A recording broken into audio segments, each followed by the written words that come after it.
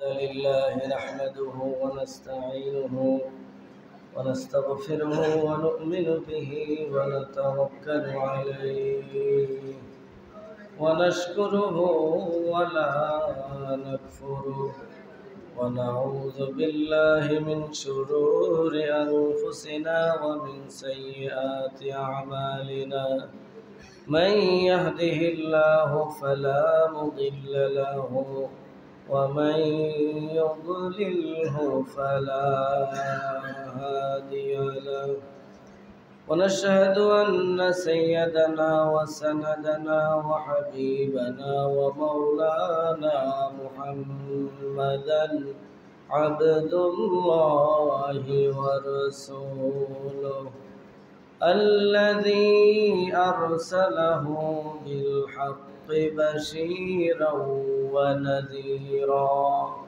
وداعيا إلى الله بإذنه وسراجا منيرا أما بعد فقد قال الله تبارك وتعالى في كلامه المجيد والفرقانه العظيم أعوذ بالله من الشيطان الرجيم بسم الله الرحمن الرحيم إن الله وملائكته يصلون على النبي يا أيها الذين آمنوا صلوا عليه وسلموا تسليما صلى الله على محمد صلى الله صلى الله على محمد صلى الله بلغ العلا بكماله كشف الدجى بجماله حسنت جميع خصاله صلوا عليه وآله لا إله إلا الله لا إله إلا الله لا إله لا إله إلا الله محمد رسول الله صلى الله عليه وسلم الحمد لله আল্লাহ পাক রব্বুল আলামিনের দরবারে লাখো শুকরিয়া যে মহান রব্বুল আলামিন আমাদেরকে আজ পবিত্র জুমার দিন সাইয়্যিদুল আইয়াম সপ্তাহের সর্বশ্রেষ্ঠ দিন নবীজি বলেন আল জুমআতু হাজ্জুল লিল মাসাকিন গরিব মানুষের জন্য একটি হজ সমতুল্য দিন বলেন সুবহানাল্লাহ। এই দিনে আমরা আল্লাহ পাকের ঘরে উপস্থিত হওয়ার তৌফিক আল্লাহ আমাদেরকে দান করেছেন, এজন্য আল্লাহ পাকের দরবারে শুকর আদায় করে বলুন আলহামদুলিল্লাহ। লাখো কোটি দরুদ ও সালাম বিশ্ব নবী রাসূল আরবি সৈয়দুল মুরসালিন শফিউল মুজনিবিন রহমাতুল লিল আলামিন হযরত মুহাম্মদ মুস্তাফা সাল্লাল্লাহু আলাইহি ওয়াসাল্লামের উপর, যাকে আল্লাহ পাক রব্বুল আলামিন तमाम পৃথিবীর সমস্ত মানুষের হেদায়েতের জন্য এই পৃথিবীতে প্রেরণ করেছেন। যেই নবীর উম্মত হওয়ার জন্য অন্য নবীরা আল্লাহর কাছে দোয়া করেছেন, বিনা দরখাস্তে বিনা দোয়ায় আপনার আমার মতো নালায়েক গুনাহগার বান্দাদেরকে সেই নবীর উম্মত হিসেবে আল্লাহ দুনিয়ায় পাঠিয়েছেন। এজন্য আল্লাহ পাকের দরবারে আরেকবার শুকর আদায় করে বলুন আলহামদুলিল্লাহ। সম্মানিত হাজিরিন, গত সপ্তাহে আমরা আলোচনা করেছিলাম যে একজন মুমিনের ঈমানি দায়িত্ব দুটি, একটা হচ্ছে সৎ কাজের আদেশ আর একটা হচ্ছে অসৎ কাজের নিষেধ।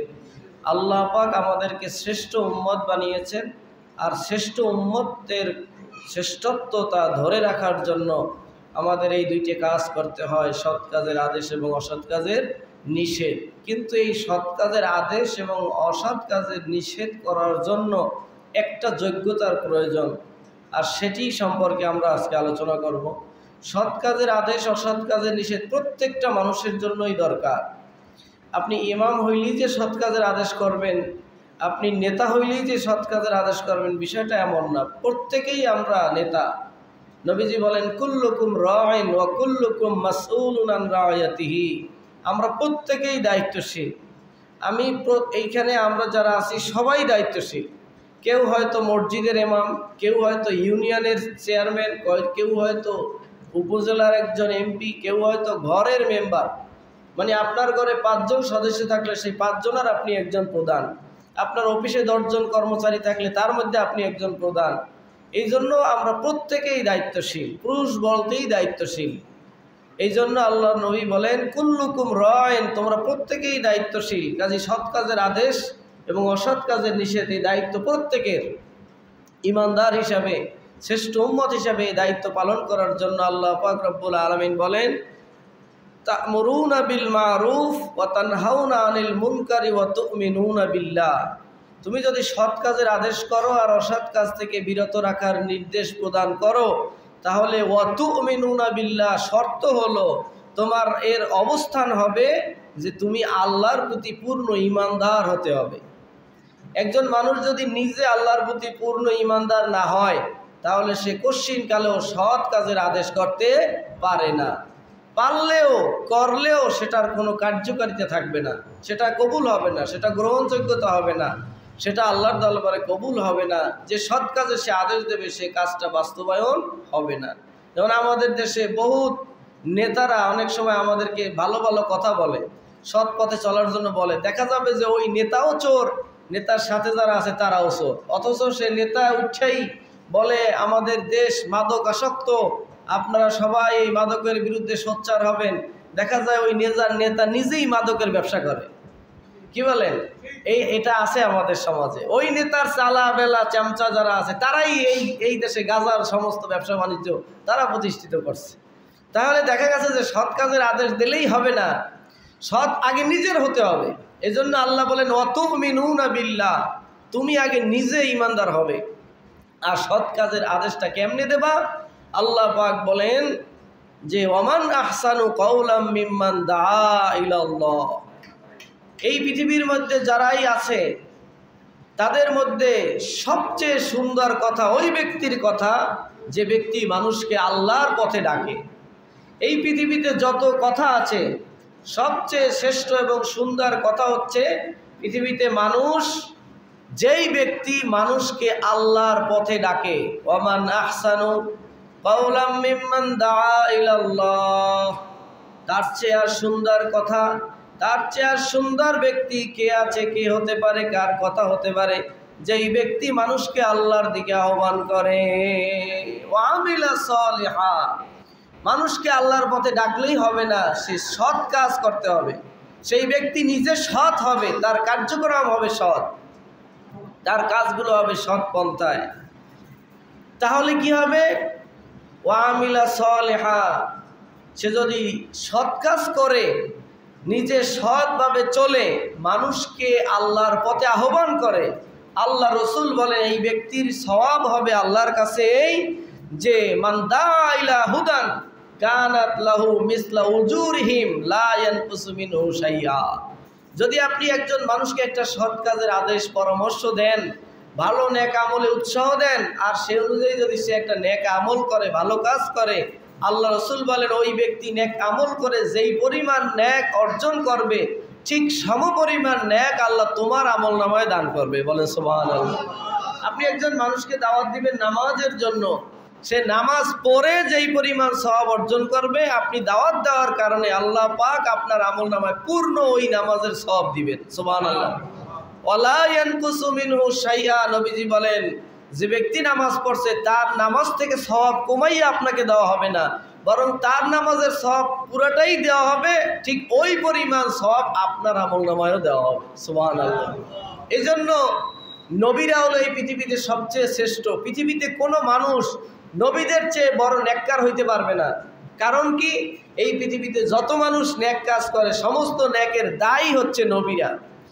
আর এই পৃথিবীতে অলিদের সামনে সাধারণ মুমিনের নেক বেশি হবে না, এই কারণে যে আল্লাহর অলিরা মানুষকে আল্লাহর পথে আহ্বান করার কারণে লক্ষ লক্ষ মানুষ তাদের কথায় ইমানদার হয়, নামাজি হয়, নেককার হয়, জিকির করে, নামাজ পড়ে, তাহাজ্জুদ পড়ে, দান করে, সদকা করে। এই কারণে ওই সব মানুষের ইবাদতের সবটা আল্লাহর ওলির অ্যাকাউন্টে জমা হওয়ার কারণে ওই ব্যক্তির নেক, ওই ব্যক্তির মর্যাদা আল্লাহর কাছে বেড়ে যায়। বলেন সুবহানাল্লাহ। ওমান আহসানু কওলাম মিম্মান দাআ ইলাল্লাহ, ওই ব্যক্তির চাইতে সুন্দর কথা এই পৃথিবীতে আর কারো হতে পারে না, যেই ব্যক্তি মানুষকে আল্লাহর পথে আহ্বান করে, সৎ কাজের আদেশ করে। সৎ পথে চললে কে খুশি হয়? আল্লাহ খুশি হয়। যে আল্লাহর পথে ডাকার অর্থই হলো সৎ কাজের আদেশ। নামাজ পড়ার জন্য আপনি ডাকবেন, এটাও সৎ কাজের আদেশ। কেন? আপনাকে বানাইছে কে? আল্লাহ। রিজিক দিয়েছেন কে? আল্লাহ। লালন পালন করে কে? আল্লাহ। কেন বানাইছেন? আল্লাহর ইবাদতের জন্য। কাজেই একজন মানুষ আল্লাহর ইবাদত করবে, এইটাই তার জন্য সৎ কাজ। কারণ তারে বানানোই হয়েছে, মা খালাকতুল জিন্না ওয়াল ইনসা ইল্লা লিয়াবুদুন, তাকে বানানোই হয়েছে ইবাদতের জন্য। কাজেই তাকে ইবাদত করতেই হবে। এজন্য নামাজের জন্য আহ্বান করা হচ্ছে সবচাইতে বড় সৎ কাজ। এই জন্য এখন এই সৎ কাজের আদেশটা করার জন্য শর্ত হইল আমার নিজেকে ইমানদার হতে হবে। এখন আমি কেমনে ইমানদার হব, এই ব্যাপারে আমি কিছু কথা বলবো। তার আগে সৎ কাজের সুন্দর পন্থা আমাকে অবলম্বন করতে হবে। আল্লাহ পাক কোরআনে বলেছেন, উদউ ইলা সাবিলি রাব্বিকা বিল হিকমাতি ওয়াল মাউইযাতিল হাসানা।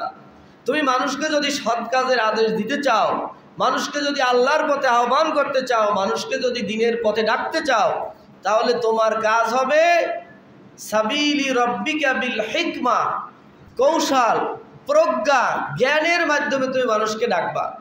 গায়ের জোর দিয়া, চাড়ামলা কথা দিয়া মানুষকে আল্লাহর পথে ডাকা যায় না। আর ডাকলেও সে ডাকে, কোনো সওয়াব হয় না। আল্লাহ রসুল বিদায় হজের ভাষণের সময় কাবা ঘরের সামনে দাঁড়িয়ে বলতেছেন, শোনো, ১৬ লক্ষ সাহাবীর সামনে, যেখানে আবু বকর সিদ্দিকের মতো সাহাবী উপস্থিত, ওমর ফারুক রাদিয়াল্লাহুর মতো সাহাবী উপস্থিত, ওসমান জিন নুরাইন, ওসমান গনি রাদিয়াল্লাহু তাআলা নূর মতো সাহাবী উপস্থিত, আলী কাররামাল্লাহু ওয়াজহাহু, যার চেহারাকে আল্লাহ নিজে সম্মানিত করেছেন, সেই আলী রাদিয়াল্লাহুর মতো সাহাবী উপস্থিত। সেইখানে দাঁড়িয়ে আল্লাহর রসুল বলতেছেন, শোনো, এই কাবার সম্মান যেমন তোমাদের কাছে, আবু বকর তোমার কাছে যেমন কাবার সম্মান, ওসমান তোমার কাছে যেমন কাবার সম্মান, আলী তোমার কাছে যেমন কাবার সম্মান, তার থেকেও আমার উম্মতের সাধারণ একজন ইমানদার মানুষের সম্মান আল্লাহর কাছে বেশি। এর দ্বারা নবী কি শিক্ষা দিয়েছেন? বাল্লিগু আন্নি ওয়ালাউ আয়া, আমি যে ইসলাম তোমাদের কাছে দিয়ে গেলাম, একটা কথা হইলেও সেটা অন্যের কাছে পৌঁছাইয়া দেবা। তবে পৌঁছাইয়া দেওয়ার জন্য নবী সতর্ক করে দিয়েছেন, খবরদার, আমার একটা কথা, দিনের একটা কথা তুমি আরেকজন মানুষের কাছে পৌঁছাবা, সে যদি ইমানদার হয়, তাহলে খেয়াল রাখবে, জেনে রাখবে, এই কাবা ঘরের চাইতে ওই ইমানদারদার দাম আল্লাহর কাছে বেশি। এই কাবা যেমন তোমার কাছে সম্মানিত, এই কাবা যেমন তোমার কাছে দামি, এই কাবা যেমন তোমার কাছে আদবের জায়গা, তার থেকে বেশি আদব হবে যাকে তুমি দ্বীনের দাওয়াত দেবা, যার কাছে তুমি দ্বীনের প্রচার করবা। সে যদি ইমানদার হয়, সে যদি বলে আমি আল্লাহকে বিশ্বাস করি, আমি মুহাম্মদ রাসূলুল্লাহকে মানে, এতটুকু কথা বললেই সেই ব্যক্তির দাম এই কাবার চাইতে বেশি হয়ে যাবে। সুবহানাল্লাহ। এখন বলেন তো, আমাদের দেশে বহুত বেনামাজি আছে কিন্তু ইমানদার আছে না? আল্লাহকে বিশ্বাস করে কিনা? অবশ্যই করে। রাসূল পাক সাল্লাল্লাহু আলাইহি ওয়াসাল্লামকে বিশ্বাস করে কিন্তু নামাজ পড়ে না। এখন এই ব্যক্তিকে আপনি নামাজের দাওয়াত দিবেন, কিভাবে দিবেন বলেন? অবশ্যই খেয়াল করতে হবে যে কাবার দিকে ফিরে আপনি যে ফজরের নামাজটা আদায় করেছেন, সেই কাবার চাইতে ওই বেনামাজি ইমানদারের দাম আল্লাহর কাছে কি কতক্ষণ টাকা বেশি ঘোষণা দিয়েছেন নবীজি, বলেন না সুবহানাল্লাহ। তো এখন এই ব্যক্তির কাছে আপনি যখন দ্বীনের দাওয়াত দিবেন, তখন আপনার ভাষাটা কি হওয়া দরকার? নবীজি বলেন, কাবার দিকে যদি জান্নে শূন্য কেউ থুতু নিক্ষেপ করে, মানুষটা বেঈমান হয়ে মরার সম্ভাবনা আছে। কাবার দিকে জান্নে শূন্য যদি কেউ প্রসাব করে কাবার দিকে ফিরে, তাহলে এই মানুষটা মৃত্যুর সময় বেঈমান হয়ে যাওয়ার সম্ভাবনা আছে। তাহলে কাবার সম্মান কত? এখান থেকে ৬,৫০০ কিলোমিটার দূরে কাবাঘর। আপনি এই বঙ্কুরা গ্রামে বসে থুতু নিক্ষেপ করবেন, সেইটা যদি কাবার দিকে হয় জানা সত্ত্বে, তাহলে আপনার মরার সময় যদি বেঈমান হওয়ার সম্ভাবনা হয় এতটুকু সামান্য বেয়াদবির কারণে, তাহলে কাবার দাম কত? এই কাবাঘরের চাইতে যদি ওই ইমানদারের দাম বেশি হয়, তাহলে ওই ইমানদারের দাম কত? তাহলে তার সাথে আপনার আচরণটা কেমন হওয়া উচিত? এই বেনামাজি ব্যক্তি কিন্তু সে মুসলমান, তার সাথে আপনার আচরণটা কেমন হওয়া দরকার? একটা গাঁজাখোর গাঁজা খায় কিন্তু সে আল্লাহরে মানে, নবীকে মানে, কিন্তু আমলে দুর্বলতা, এই ব্যক্তির সাথে আপনার আচরণটা কেমন হওয়া দরকার? দেখেন, এই ক্ষেত্রে কিন্তু আমরা সবাই ধরা। মানুষকে মূল্যায়ন করতে আমরা পারি না। একটা মানুষের দাম কত? আল্লাহ রসুল বলেছেন, তায়েফের ময়দানে যখন নবীজিকে পাথর মেরে রক্তাক্ত করেছেন, জুতাগুলো যখন আটকে গিয়েছেন, জিব্রাইল বলেন, আমার জীবনের সবচাইতে 3টা সময় দ্রুত পথ চলেছি। 3টা সময় 650 পাখা ব্যবহার করে আমি আসমান থেকে জমিনে অবতরণ করেছি। এই রকম দ্রুত গতিতে আমার জীবনে আর কোনোদিন উড়ি নাই। জিব্রাইলের 650 পাখা আছে। হাদিস শরীফে আছে, একটা পাখা দিয়া যদি একটা বাড়ি দেয়, সঙ্গে সঙ্গে জমিন থেকে আসমান পর্যন্ত যাইতে চোখের একটা পলক সময় লাগে না। জি কুওয়াতিন ইনদা জিল আরশে মাতিন। আরশের নিচে সিদরাতুল মুনতাহা হচ্ছে জিব্রাইলের হেড অফিস। এই সিদরাতুল মুনতাহা থেকে দুনিয়ায় আসতে জিব্রাইলের এক পলক সময় লাগে। সুবহানাল্লাহ বলেন। আর পাখা লাগে একটা। কয়টা পাখার বাড়ি লাগে? জোরে কোন, কয়টা বাড়ি লাগে? এক পাখার এক বাড়িতে সিদরাতুল মুনতাহা থেকে জমিনে আসতে এক পলক সময় লাগে। এই জিব্রাইলের 650 পাখা জীবনে 3 বার ব্যবহার করেছে। বলেন সুবহানাল্লাহ। আরো জোরে বলেন সুবহানাল্লাহ।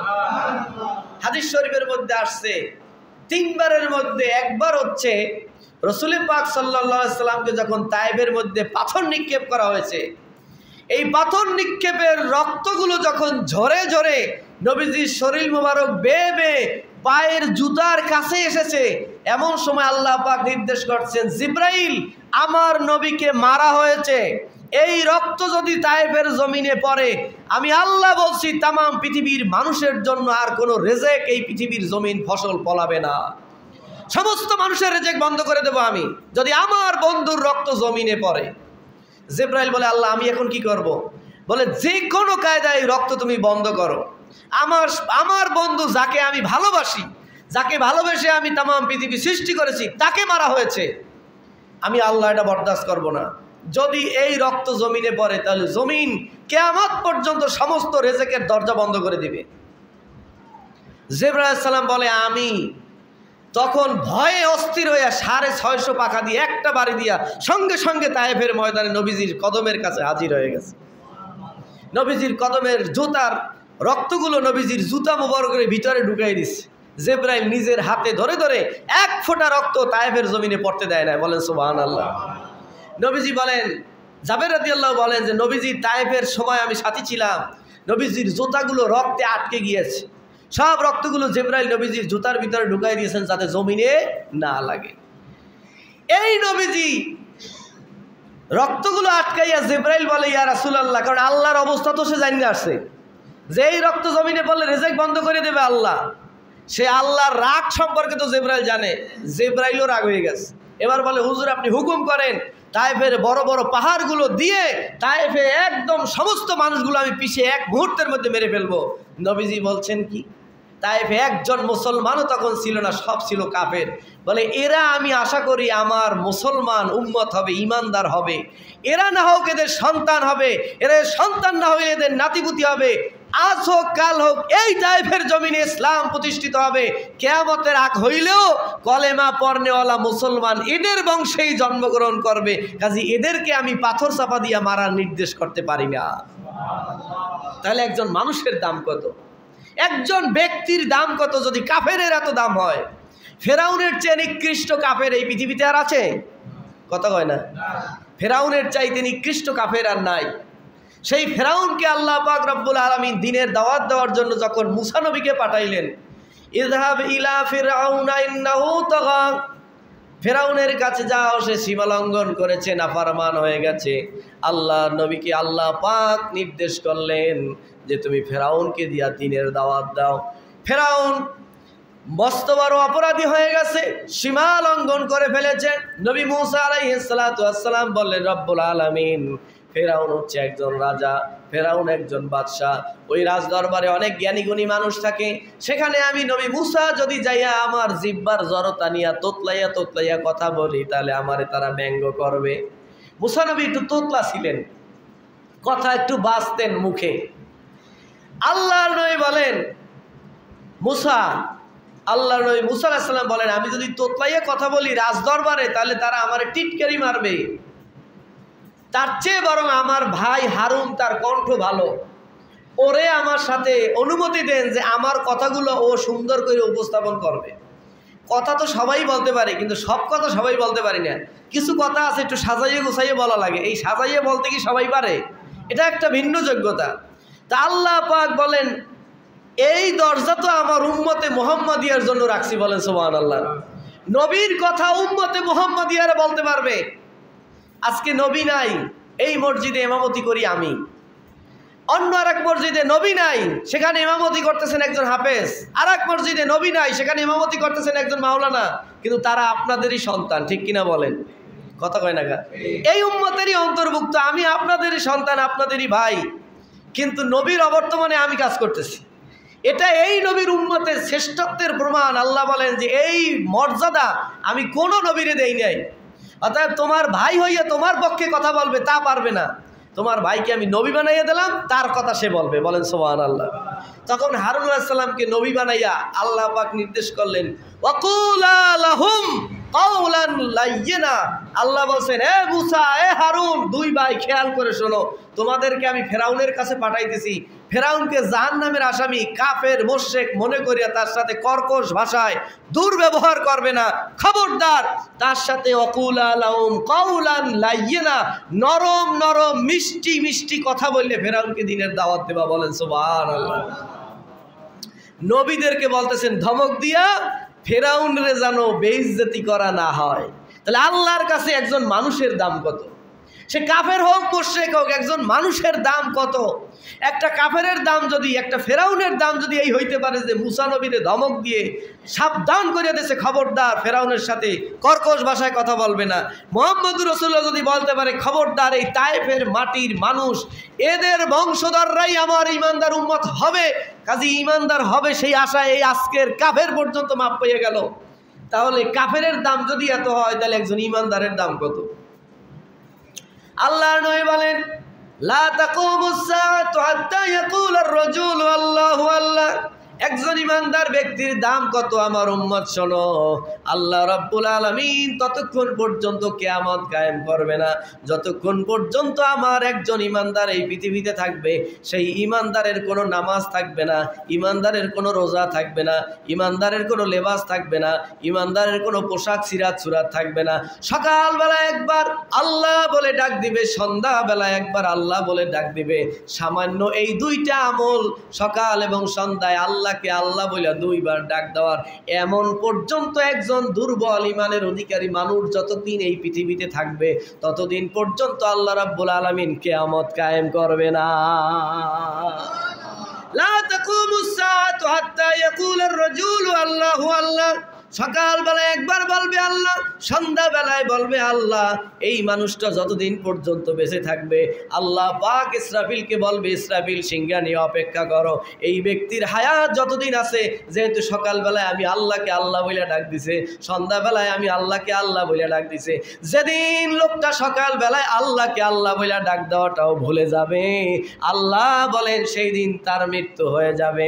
আসরের নামাজের পর ওই দিন কিয়ামত কায়েম হয়ে যাবে। ওই ব্যক্তি, একজন ইমানদার শুধু আল্লাহকে বিশ্বাস করে, সকালবেলায় আল্লাহকে আল্লাহ বলে ডাক দেয়, সন্ধ্যাবেলায় আল্লাহকে আল্লাহ বলে ডাক দেয়, একদিন এই ব্যক্তির ইমানটা চলে যাবে। ওই ব্যক্তি এক মুহূর্তের জন্য সকালবেলায় আল্লাহকে ডাক দেওয়াটা ভুলে যাবে। সকালবেলায় আল্লাহকে ডাক দেওয়াটা কি ভুলে যাবে, ঠিক ওই দিনই তার মৃত্যু হয়ে যাবে। সুবহানাল্লাহ বলেন। এই সামান্য ঈমানদার ব্যক্তি, নবীজি বলেন এই ব্যক্তি যতদিন বেঁচে থাকবে আল্লাহ পাক ইসরাফিলকে বলবে সিংহা নিয়ে অপেক্ষা করতে থাকো, আমার ঈমানদার বান্দা এখনো বেঁচে আছে। বলেন সুবহানাল্লাহ। আসমান আসমানের জায়গায় থাকবে, সূর্য সূর্যের জায়গা থেকে ঠিকমতো উঠবে, চাঁদ ঠিকমতো আলো দিবে, জমিন ঠিকমতো ফসল দিবে, মাটি থেকে স্বর্ণের খনিগুলা ঠিকমতো স্বর্ণ উদ্ঘাটন করবে, তেলের খনি থেকে তেল উঠানো হবে, গ্যাসের খনি থেকে গ্যাস উঠানো হবে, কোটি কোটি টাকার সম্পদ পৃথিবীতে আল্লাহ পাক তখনও বিলি করবে ওই এক ব্যক্তির জন্য যে সকালবেলা একবার আল্লাহ বলে ডাক দেয় আর সন্ধ্যা। তাহলে একজন ইমানদার ব্যক্তির দাম কত? আল্লাহ নবী বলেন এই জন্য তোমাদেরকে আমি সাবধান করে দিচ্ছি, তোমরা যদি একজন মানুষকে দিনের দাওয়াত দিয়ে আমার কথাটা পৌঁছাইয়া দাও, তোমরা জেনে রেখো এই কাবার ঘরের যাই দাম আছে, এই কাবার চাইতে আমার একজন ইমানদারের দাম আল্লাহর কাছে বেশি। আল্লাহ নবী বলেন তোমরা জানো না কিয়ামতের ময়দানে আমি নবী মুহাম্মদুর রাসূলুল্লাহ সাল্লাল্লাহু আলাইহি ওয়াসাল্লামের উম্মতগুলারে আল্লাহ পাক যখন দাঁড় করায়া দিবে, এই কিয়ামতের ময়দানে যখন বিচার আচার অনুষ্ঠান কায়েম হয়ে যাবে, ওই বিচারের ময়দানে আমি নবী মুহাম্মদুর রাসূলুল্লাহ সাল্লাল্লাহু আলাইহি ওয়াসাল্লাম আল্লাহর কাছে আরজ করব, রব্বুল আলামিন কিয়ামতের ময়দানে আমার উম্মতের বিচার অন্য নবীর উম্মতের সামনে আপনি করতে পারবেন না। আপনার আমার বিচার হবে, আমার গুনাহ আছে, আপনার গুনাহ আছে, এই গুনার বিচার হবে। আল্লাহ নবী বলেন আমার উম্মতের গুনার বিচার অন্য নবীর উম্মতের সামনে করা যাবে না, কারণ অন্য নবীর উম্মতের গুনাহ, অন্য নবীদের উম্মতের গুনার সাক্ষী আছি আমরা। মূসা আলাইহিস সালামের কওমের ভিতরে এই ইহুদি সম্প্রদায় ৭০,০০০ নবী হত্যা করেছে, এই সাক্ষী কোরআনে আমরা কিয়ামতের ময়দানে মুসা নবীর উম্মতের বিচার হবে, আমরা সাক্ষী দেব। তা সাক্ষী দিতে হইলে উপস্থিত থাকা লাগে না? কথা কয় না? সাক্ষী দিতে হইলে কি থাকা লাগে? তাহলে মুসা নবীর উম্মতের বিচার হবে, আমরা দেখব। ঈসা নবীর উম্মতের বিচার হবে, আমরা দেখব। কিন্তু আল্লাহ নবী বলছেন আমার উম্মতের বিচার হবে, এইটা ঈসা নবীর উম্মত যেন দেখতে না পারে। সুবহানাল্লাহ কোন? কারণ আমার উম্মতের বিচার যদি হয় আর আমার উম্মতের যদি বিচার হয় তোমার 10 বছর সাজা, তোমার 20 বছর সাজা, এইটা যদি মুসা নবীর উম্মত দেখে তাহলে আমি মুহাম্মদ রাসূলুল্লাহর পেস্টিসে বাঁচবে। আল্লাহর নবীর সম্মানে আল্লাহ আমাদের বিচার অন্য কোনো নবীর উম্মতের দেখাইবে না। সুবহানাল্লাহ কোন? তাহলে আমার নবীর উম্মতের একজন পাপী মানুষের দাম কত, যে জাহান্নামে যাবে। আল্লাহ রাসূল বলেন আমার উম্মত জাহান্নামে জ্বলবে কিন্তু চেহারায় জাহান্নামের আগুন লাগবে না। সুবহানাল্লাহ কোন? চেহারাটা পড়বে না, কারণ ওই চেহারার দিকেই তো সবাই চাইবে, চেহারার মধ্যে কোনো জাহান্নামের আগুন লাগবে না। এই কারণে আমার উম্মত যখন নহরুল হায়াতে গোসল করে জান্নাতে ঢুকবে তখন যেন কেউ বুঝতে না পারে যে ওই লোকটা জাহান্নামে গিয়েছিল। বলেন না সুবহানাল্লাহ। আজকে এই পৃথিবীতে আমরা মানুষ আর জিন আল্লাহর ইবাদতের জন্য দুইটা জাতি বসবাস করি। আচ্ছা বলেন তো জিন দেখা যায়? পরী দেখা যায়? আপনি রাত্রে ঘুমাইছেন কিন্তু আপনারে জেনে দেখে, আপনি বাথরুমে ঢুকলেও আপনারে জেনে দেখে, তাহলে আর জেনের চোখ থেকে আপনি কোথায় পালাবেন বলেন? জেন আমাদের সব দেখতেছে। এই দৃষ্টিকোণ থেকে আমরা জেনের চাইতে দুর্বল যে আমরা জেন দেখি না। জেনে আমাকে সব দেখে কিন্তু জেনের কিছুই আমরা কথা কন না দেখি না। এই দিক থেকে আমরা ঠকছি না, কিন্তু আমরা জিতছি। কিয়ামতের ময়দানে আল্লাহ রাসূল বলেন আমার উম্মত, যেহেতু আমি নবী মানুষ এজন্য আমার জেনও আমার উম্মত, কিন্তু মানুষ উম্মত আমি নবী মানুষ হিসাবে। কিয়ামতের ময়দানে আমাদের বিচার হবে, জেন তখন তোমাদের মতো আর আমাদেরকে দেখতে পারবে না। কিয়ামতের ময়দানে আমরা সবাই জেন দেখব, জেন পরি সব বিচার হবে, আমরা দেখতে পারবো। কিন্তু এখন যেমন আমরা জেন দেখি না, ওই সময় জেনেরা আমাদেরকে দেখতে পারবে না। তার মানে আমার যা বিচার হবে, আমার যা জাহান্নাম হবে, একই জাহান্নামে থাকবে জেন আর মানুষ। কিন্তু জেনটা চিল্লা এটা মানুষ জাহান্নামে জ্বললেও দেখবে, কিন্তু মানুষটা যে চিল্লা এটা জেন একই পাশে থাকতে দেখতে পারবে না। সুবহানাল্লাহ কোন? তাহলে আমাদের সম্মান আছে না নাই? এই সম্মানটা রক্ষা করছেন কে? সম্মান দিয়েছেন কে? আল্লাহর নবীও আমাদের সেই সম্মান রক্ষা সব দোয়া করে গেছে। এবার বলেন এই ব্যক্তিকে আমরা যখন দিনের দাওয়াত দেব তখন তার সম্মান রক্ষা করে দিতে হবে কি হবে না?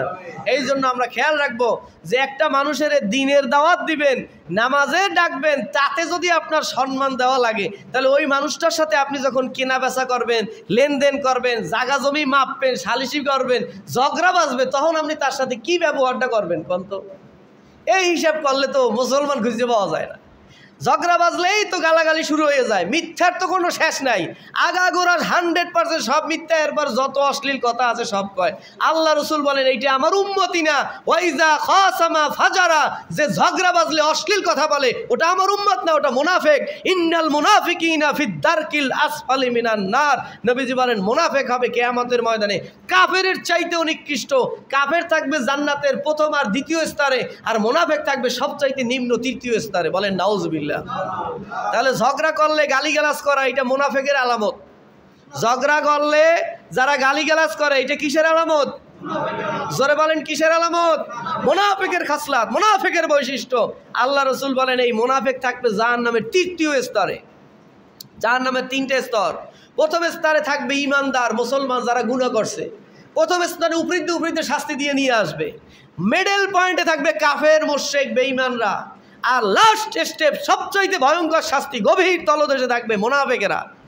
তো কাজেই যারা ঝগড়া বাজলেই গালিগালাজ শুরু করে দেয় এক মোমেন আর এক মোমেন রে, সে আর মুসলমান থাকে না, মুনাফিক হয়ে যায়, আর তার স্থান হবে জাহান্নামে নিকৃষ্ট স্থানে। বলেন নাউজুবিল্লাহ। কাজী বলেন তো এক মুসলমান আর এক মুসলমানের সাথে এখন আমাদের কিভাবে কথা বলা উচিত?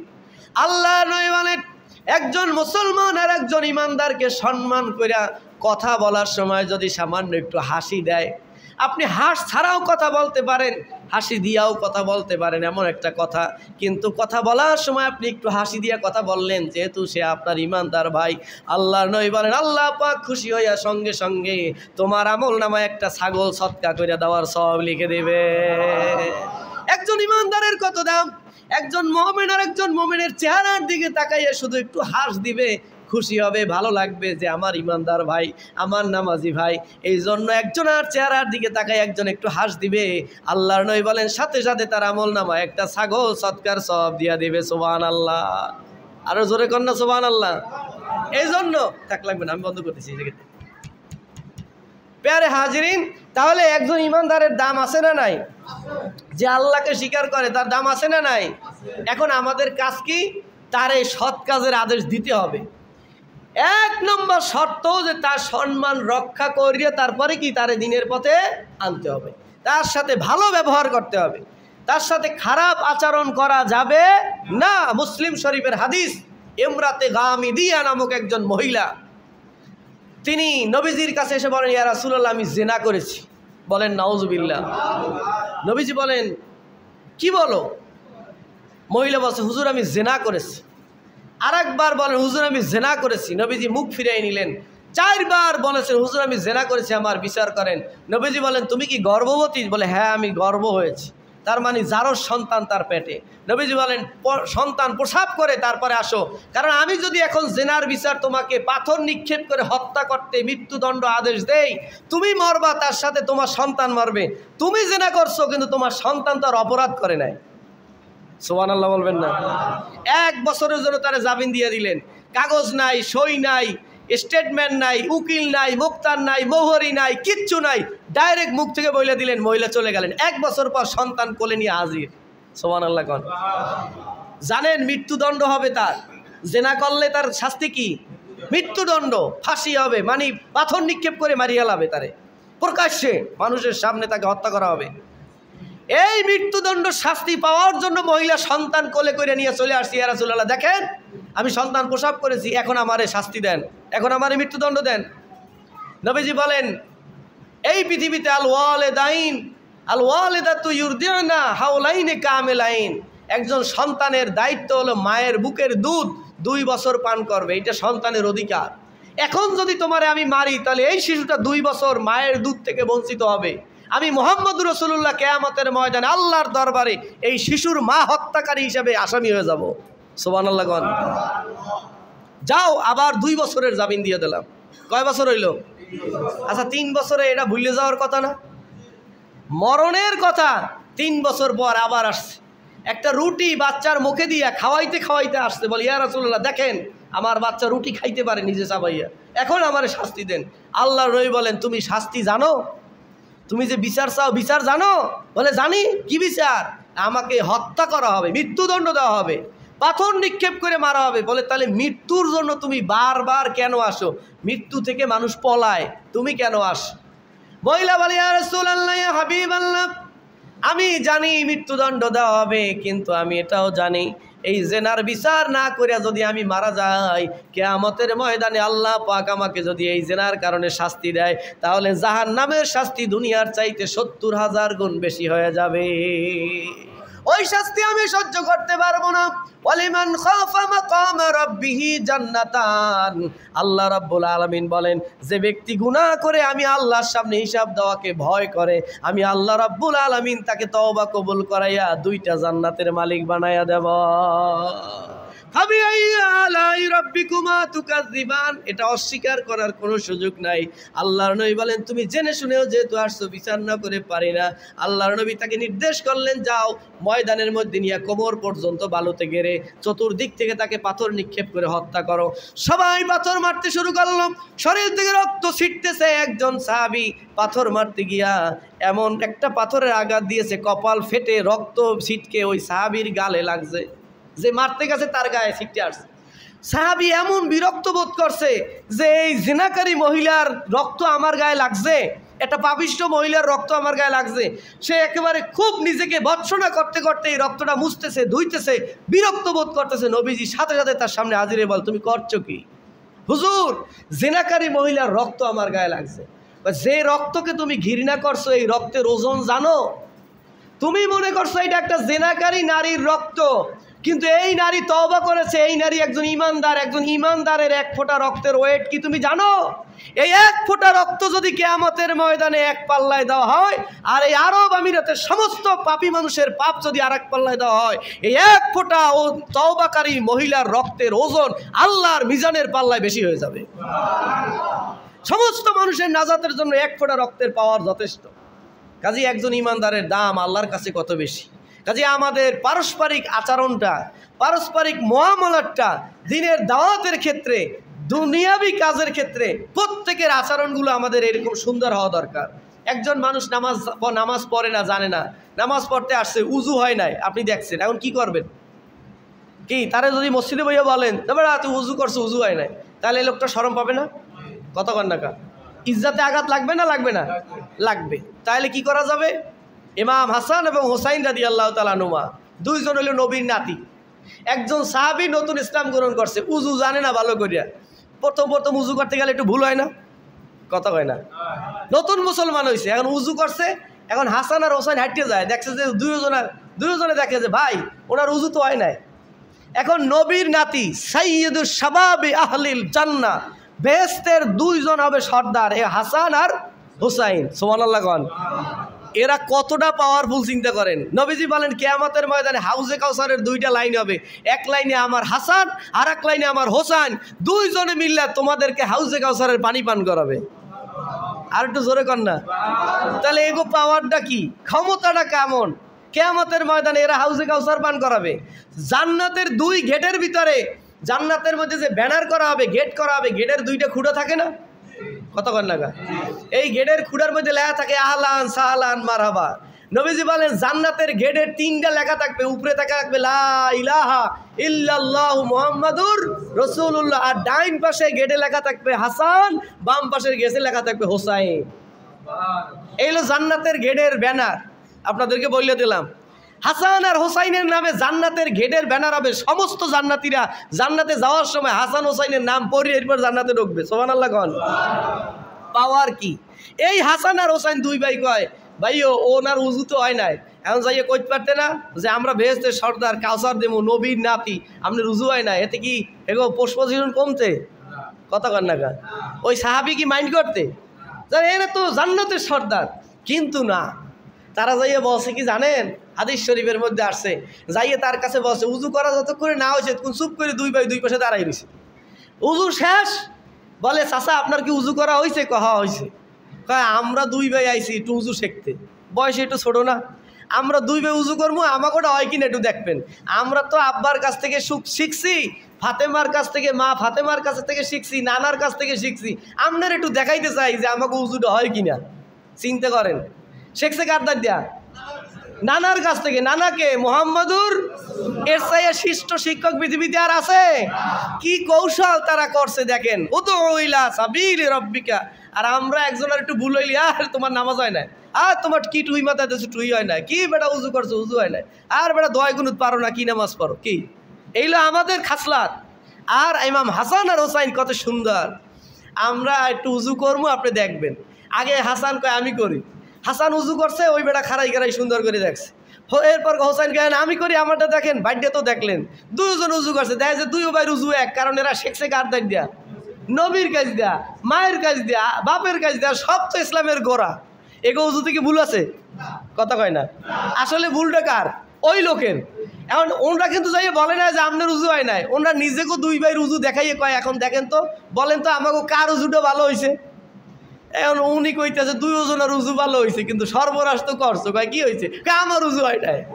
এবার আমি উজু করি, তোমরা দুই ভাই দেখো, সুবহানাল্লাহ কন, এর নাম ইসলাম। আর আমরা কি করি,